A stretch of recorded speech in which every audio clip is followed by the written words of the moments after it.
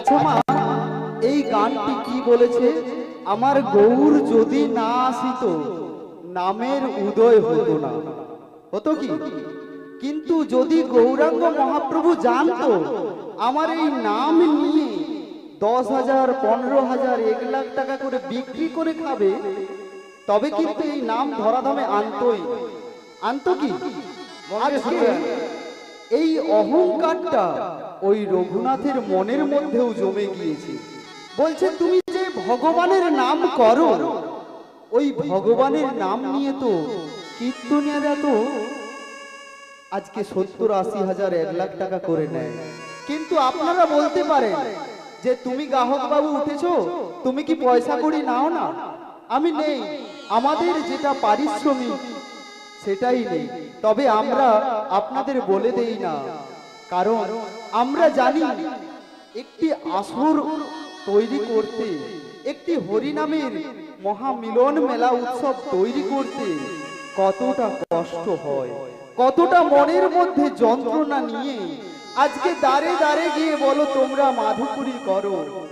কিন্তু এই মাধুকরীর কথাটা যদি ওই বড় কীর্তনীয়রা যদি জানতে পারে, তবে ওরা কখনো আর বড় হবে না।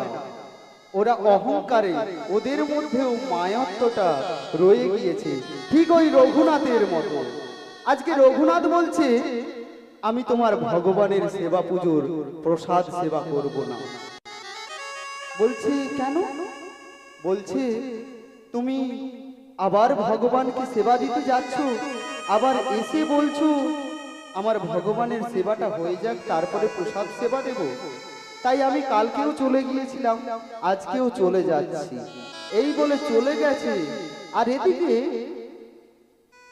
ওই সুদেশনা ভগবানকে সেবা দিচ্ছে, আর জ্যোৎস্না মাঠে খেলা করতে করতে এক জায়গায় মাটি খুঁড়তে খুঁড়তে একটি কালো পাথর পেয়েছে। যেই না পাথরটি পেয়েছে, ওই ছোট্ট মেয়েটি ওই পাথরটি নিয়ে এসে মা জ্যোৎস্নাকে, সুদেশনাকে বলছে, মা, ও মা, দেখো না এই পাথরখানা দেখো কত সুন্দর লেগেছে। বলছে পাথরটা চেনা চেনা লাগছে। বলছে দাঁড়া, আমি একটু জল দিয়ে ভালো করে পাথরটা ধৌত করি। ভালো করে জল দিয়ে ধৌত করে দেখছে